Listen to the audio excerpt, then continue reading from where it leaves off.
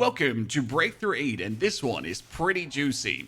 Our Divinecrafts are finally going crazy. And let's start with those first. Under your develop menu, gear, we're going down to the Divinecraft, and you can now upgrade every single one to the level 2. For the level 2 upgrade, we simply take the materials that you've already gathered before, and then you can take the second node, and for poison, this is especially crazy.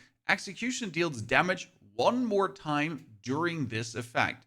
If the enemy is poisoned, you can just execute twice or double damage. While your fire gives consecutive attacks bonus explosions, and your water ups your interruption resistance. Now my favorite one is obviously the poison. In a boss fight that would look following. Coat your weapon in poison. Then deplete the enemy's ki as fast as possible, and now double execution damage. Now that would look more impressive if I was already at level 61 weapons. The fire one is equally amazing. Let's make our weapon burn, and now consecutive attacks cause this. Well, don't mind if I do. I have consecutive attacks for days, especially with my spear, especially with my sword, to get those bonus triggers. You might notice one thing. The enemy just has way more ki now. Because before, I was actually depleting the ki at an alarming rate with the poison, because that was poison actually does. But hey, the bonus damage from the fire is nifty. That brings us to number 2, right next to the Divinecraft, and that is our level 56 arsenal. In order to replace my existing item pieces, we go over to the seasonal shop, and then I'm buying myself the gear chests here. Keep in mind that you can't buy the legendary ones already. We need to wait for solo mode 9. But you can buy the normal 61 chests, and 10 of those, and another 15 of the others. Usually, I would now take the Whale of the Willow set, because it works really well with what I play. However, we're slowly getting into nasty affinity rate territory, so I'm going to start with the Hawkwing set this time. After now replacing my whole gear, return back to your arsenal, and we can finally feed it with the amazing stuff that we've built up. This gets us to 2,346 out of 1980 mastery. By the way, if you ever wanted to upgrade a gear piece here, you're going to click on the item, then choose something old, gear details, and you can tune right in this menu already, trying to maybe get something better that might replace something you have there to actually exceed set mastery. However, with all this mastery up now, I'm sitting at 4,000 bonus HP and quite some great damage. And since we're in the gear menu, we get enhanced next up. I'm sitting at 141 stones. Those won't actually be enough to fully enhance. I like to do my weapons first. Now I need cold iron. As you can see, I don't have the cold iron because I always buy this on demand. And funnily, since the battle pass is over, I need to actually rebuy the battle pass to be able to, well, buy without traveling. As a heads up, the $9 version is enough for the portable merchant already, unless you want the +2 heals. Buy yourself enough cold iron, but not too much. Get the thing fully upgraded. After getting your weapons up, the first 2 armor pieces you should upgrade are your chestplate and your boots, because they actually give you physical defense, while the other 2 only give you more HP. Same goes here with a fat tail sheepskin. I don't have an oversupply of this because it's unnecessary. I'll just buy myself the 20 I'll need, and I don't waste any money. After upgrading now the pendant, I am out of raw ore, and I also have to go and farm some coarse fur. Tip for the coarse fur. Open your map, top right corner, filter, then you can show all the animals. Check how many are around. Z deer, for example, we get 12, 3, 7. Go there, kill them in single player. And then actually swap over to the online mode, because the online mode has a 5-minute refresh on these resources, but it doesn't show you how many are in a location. That you can only see in the solo mode. And since I know 12 are here at the beginning, and this is also a very big reservoir, I like to just do these 2, and that's all the fur you'll ever need. Now a tip to gear tuning and getting your maximum mastery. Only tune pieces that have at least a purple starting stat. My weapon here, for example, might be purple, but it doesn't have a purple starting stat. It will always have less masteries than something with a purple starting stat. If I tune this item now, I would put normal blue items in.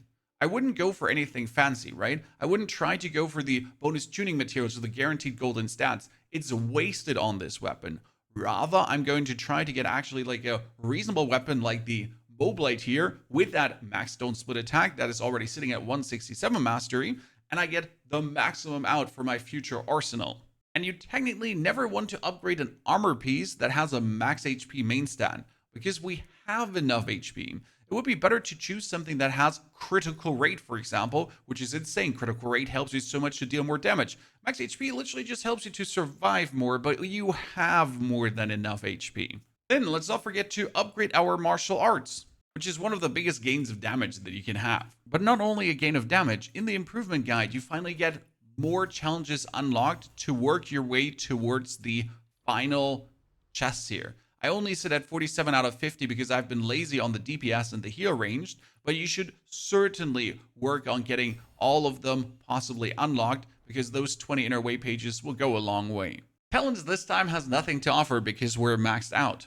This brings us to our inner ways, and I don't think a single one of you has it upgraded here because the next breakthrough requires 100 pages. That's going to be a while before it goes there. Even my Shadow Assault, which I have gathered a lot of pages for, is not even remotely close. This brings us to our Mystic skills, and for this upgrade, we can't actually do anything with them because it requires us to be at least level 66. And that's going to be another 10 days before we bother with that. However, that's actually good news because it gives you time to, in the season shop, buy yourself those Mystic breakthrough chests, and yes, you want all 10 every single week, and also to gather some of them handish if you just have leisure time. One of the more important things will be going into the Wandering Path, and you probably sit at 500 out of 500 energy. I already spent some, but what did I spend it on? You could now go into the Ocean of Vengeance to kill the 3 bosses, and you should certainly do this for the first clear, and obviously for a chance to get yourself the Attunement Stones, because without Attunement Stones, you can't max out your gear. And Attunement Stones are a bit weird this week, because the Hero's Realm get updated. The guys used to say level 56, so the 56 gave you 56, but suddenly he gives you 61. So I actually get robbed for finishing it already early. Damn, mistakes were made. However, your best source of Attunement Stones are most likely not going to be the Sword Trial. Yes, you want to do the Sword Trial because you can choose chests. However, I would probably prefer doing some joined battle over that because you also want to stack up on Eben Iron if you don't have enough already. Since the next breakthrough will allow you to boost up your Mystic skills like crazy, and you need around 8,000 Eben Iron roughly to get your skills upwards. Sure, probably now day 1. Focus on the Ocean of Vengeance and claim your triple reward so you don't have to do it so many times. As soon as you have good gear, don't lose sight of stacking up on the Eben Iron. And they have a great chance to give you those Attunement Stones too, so you're not actually losing out on them. Finally, teleport yourself to the top left corner of Kaifeng and head over to your friendly Odditiy vendor. Because here we can finally get our next 10 max vitality. And why are those 10 max vitalities so important? Well, we can finally use the Dragon's Hat. That would be the Mystic skill you gain by unlocking all the Mystic skills or a lot of Mystic skills and upgrading them. Boom, Dragon Hat right there. We got 100 out of 100 vitality. It can be used. I'll be honest with you, I tested this out on the Chinese servers and the best combo is and stays Dragon's Breath, Drunken Poet. The head is nice, but it doesn't head enough. 2 more things to knock out. We're going to Wandering Path Typing Mausoleum and we get the tier 9 challenge into also the respective divine challenge. And do not forget to claim the rewards because that gives you tons of Echo Jade and actually a lot of gold if you do struggle on the gold department. And then you're ready to officially head north into the Roaring Sands and discover the whole region, including the last final campaign quests that we have here, 2 of them. And don't forget that they introduced on top a new world boss as well, Feng Ruzi, which you can just track down right away, find here, and fight off. Now good luck with maxing out your character and tell me in the comments below how much mastery did you reach. And then you go watch this video because it'll help you improve further. Take care.